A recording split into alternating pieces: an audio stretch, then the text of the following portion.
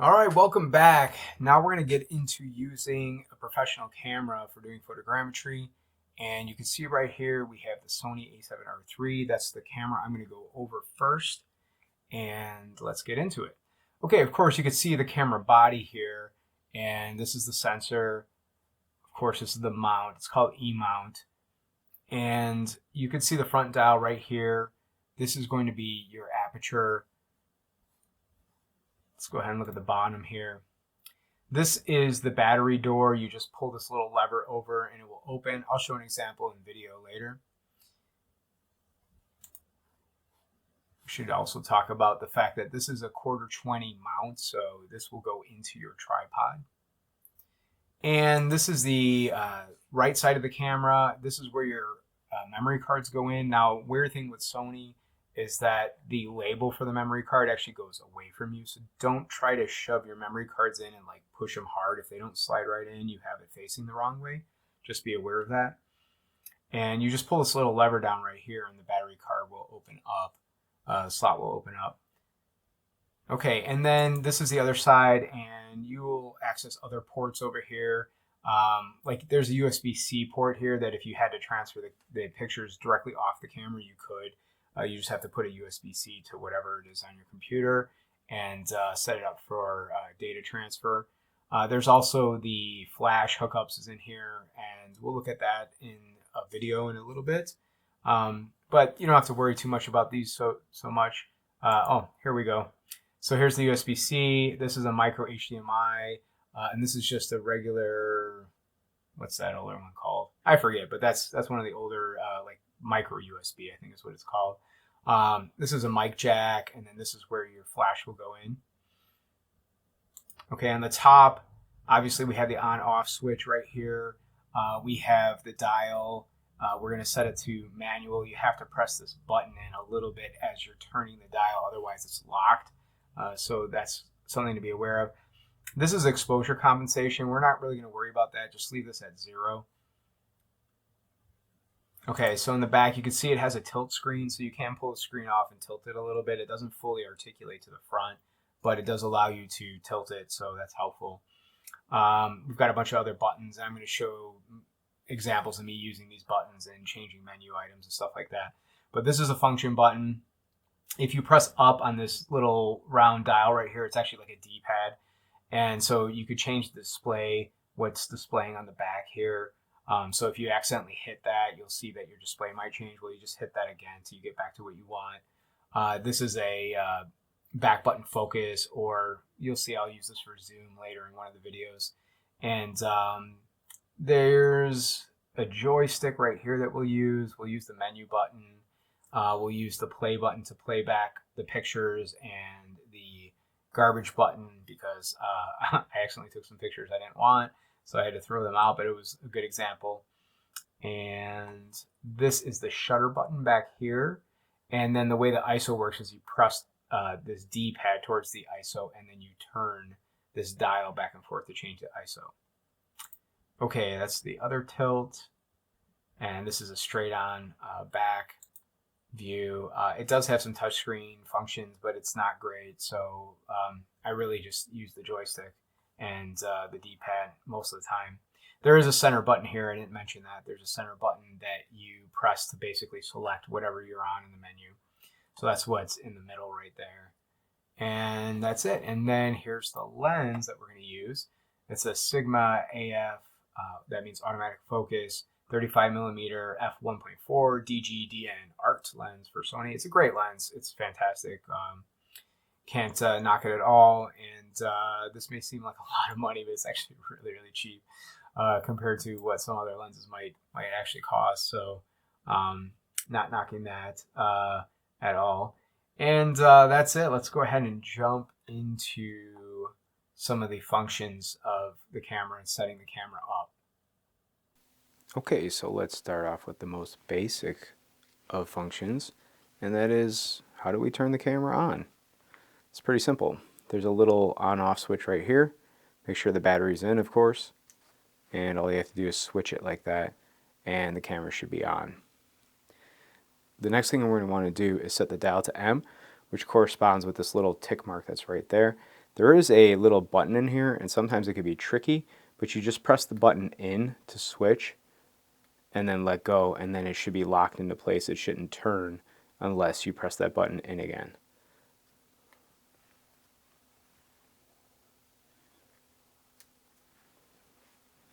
Okay, so let's talk about the battery.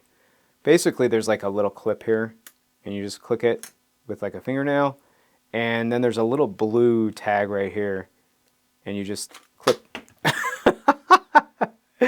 I was not expecting that. Oh my gosh, that was so funny. Yeah, so that battery just shot right out. Let's try that again. All right, so you click that down, and then you have a little blue clicker right here that you just press down. And sometimes these batteries shoot out on you, so just be careful. And that's how we get the battery out. And you just click that back in to reset it. Okay, so how do we get this lens off? What happens if you need to change lenses? Well, that's pretty easy. There's a little button right here. It's kind of tight in there. And you just press that button in, make sure you got a good hold of your lens, and you just rotate counterclockwise and the lens should come right off.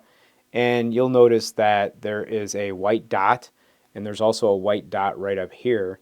So you just align those white dots up, and clockwise you put it back in. That's how you take the lens off, and yeah, that's it. Maybe a moment where you need total control of your lens for whatever reason. It might not be focusing correctly. And if that happens, there's an easy way on this lens to switch it into manual.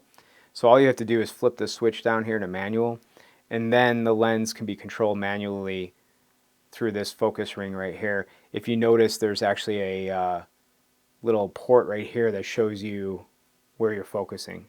So this would be all the way close, and then this would be infinity. So that's as far as it will focus.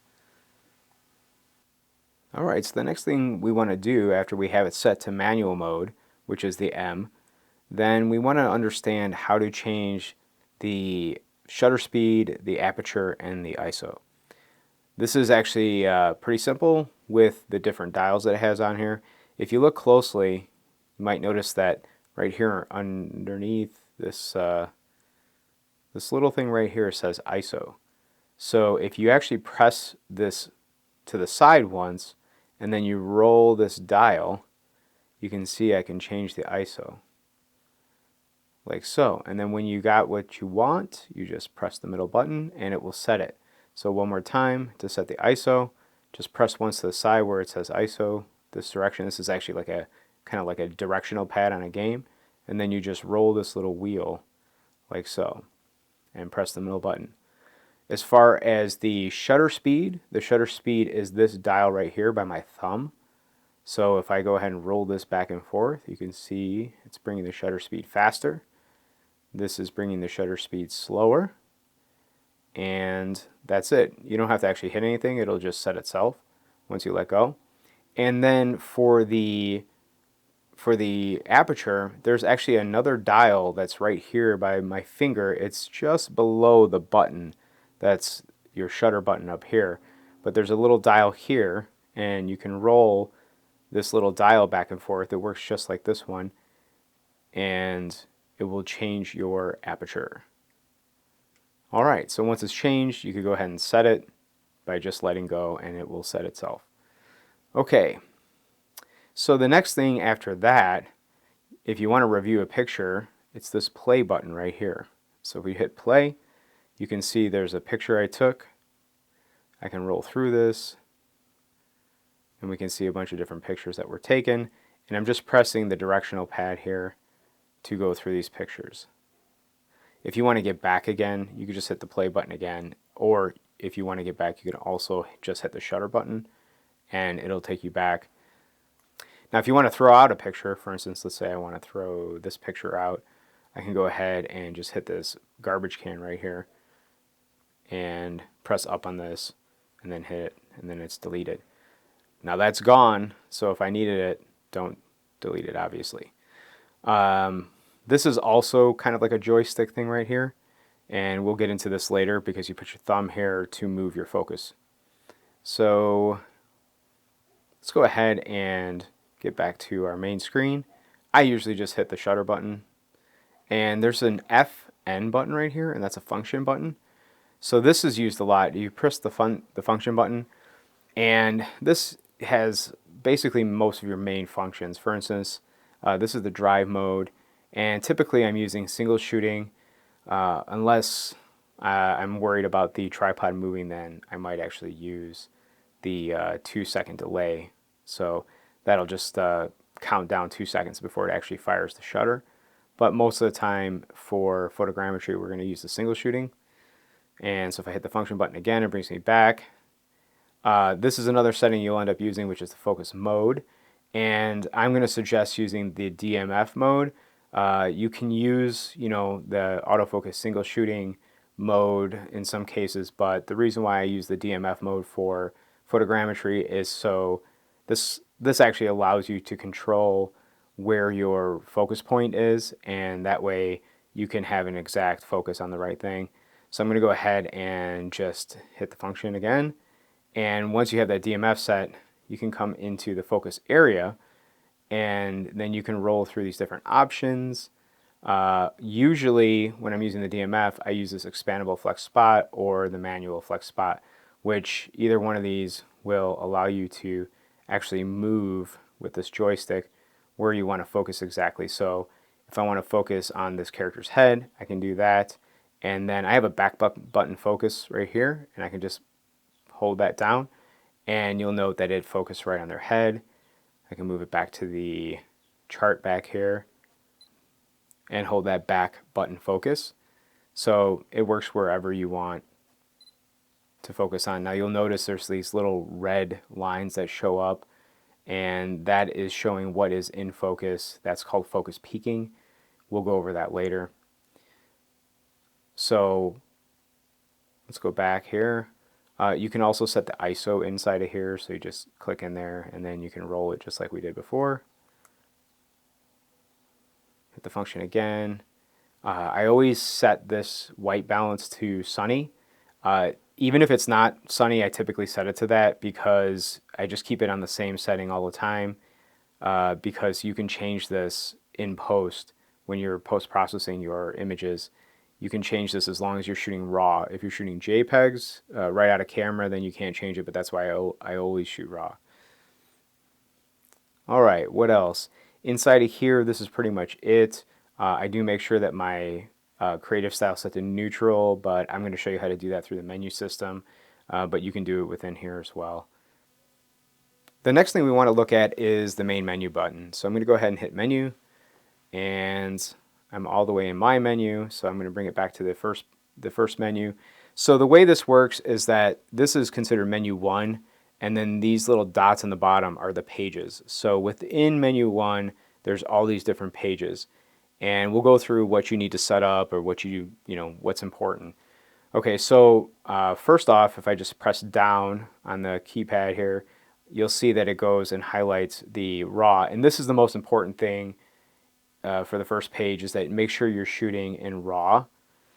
And if I want to get out of a menu, you could see that it says menu with this little arrow. You just press the menu button again and it'll bring you back one page. So if I want my RAW, I set it like that, and then I want it uncompressed. Click in here and make sure that's uncompressed. It already is. So I already have everything set, so we're just going to be seeing which of these are the important things to change. Make sure that's set 3:2. That's the default aspect ratio. The other aspect ratio is 16:9. That's more for video stuff. And we'll go to the next page by just pressing over. Okay, so we've got this long exposure. We don't need to worry about these. We'll just click past this page.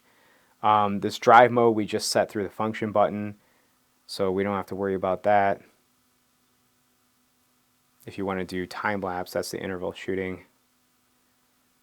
The focus mode, we set that also through the function button, and the focus area, we set that as well. Okay, all of these are correct. Now, I don't change most of these. The ones that I'm showing you are the ones that, I definitely look at to change. Okay, so the ISO, that'll be something you set, using this ISO button over here. None of these are changed. The flash stuff we'll go over later, but I usually basically just adjust the flash manually. I'll take a few pictures, get the right exposure with my flash, and then I do it that way. I don't worry about going through all the settings. Okay, the white balance is set to daylight. We already did that. Make sure that your creative style is neutral and that you don't have a picture profile on.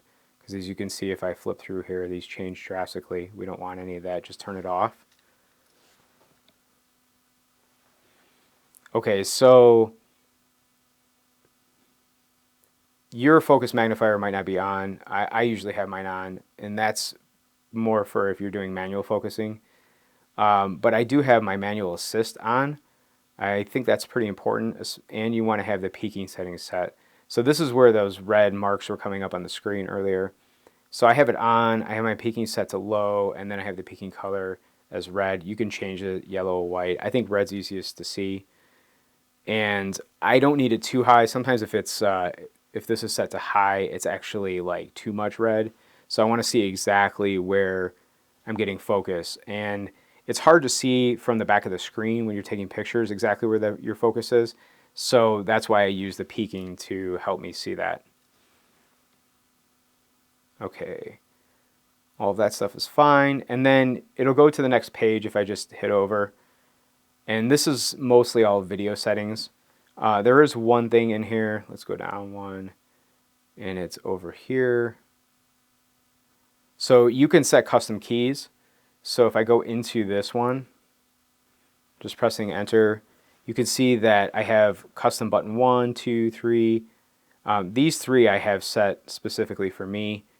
You don't have to do this, but if you want to have access to some of the different functions without having to go in the menus, then you could just set that up. So this says CS3 right here in the back, you can see that. And there's a CS1 and a CS2 up on the top of the camera. That's relating to all of these different buttons. So the CS1, I have my steady shot. So my steady shot is basically my in-body stabilization. And if you're on a tripod, you're supposed to turn that off. If you don't, it's not the end of the world, but technically you're supposed to turn it off if you're on a tripod. If you're hand holding, definitely want it on. So for instance, if I was to go out of this menu and I was to hit CS1, you could see that it has my steady shot as off. I can change it to on or off and then hit enter. We'll go back to the menu, custom key. And so again, some of these things you might forget what you set them. So if you make like a little cheat sheet and write it down, it'll help you until you figure out what you're doing. So let's go back one.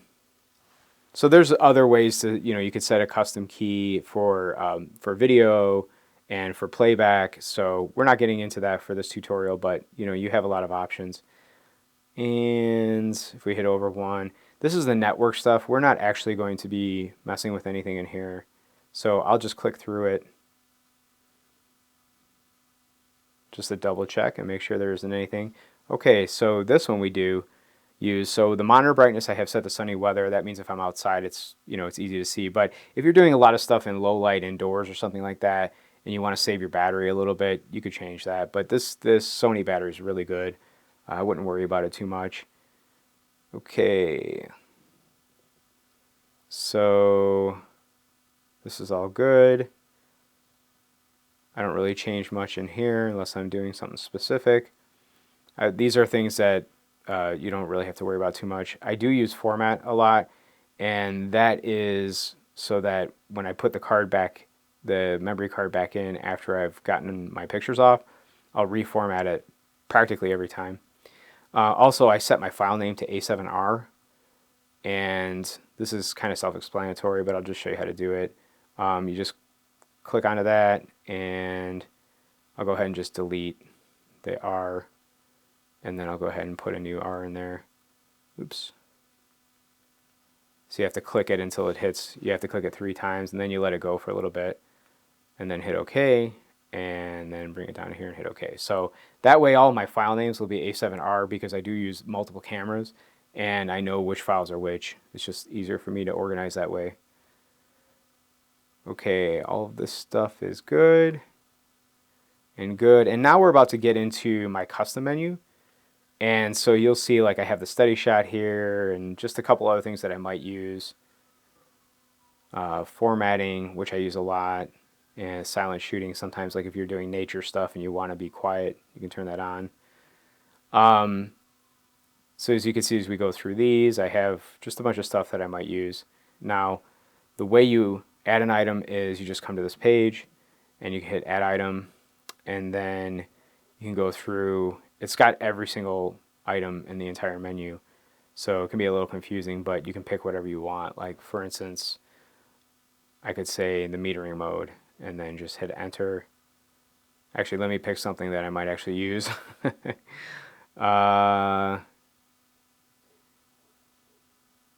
Let's do the picture profile.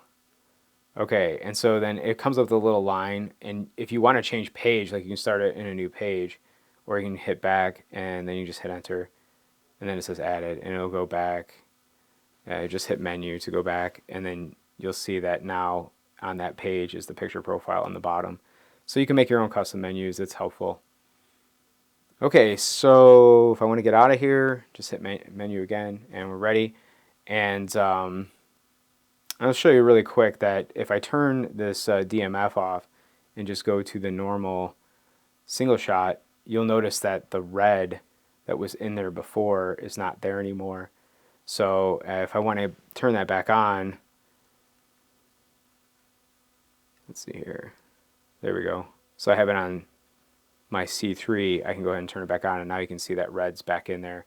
That's important though, because now I know what's in focus, what's not in focus based on just that red outline. Okay, that's it for now. Let's go on to the next part.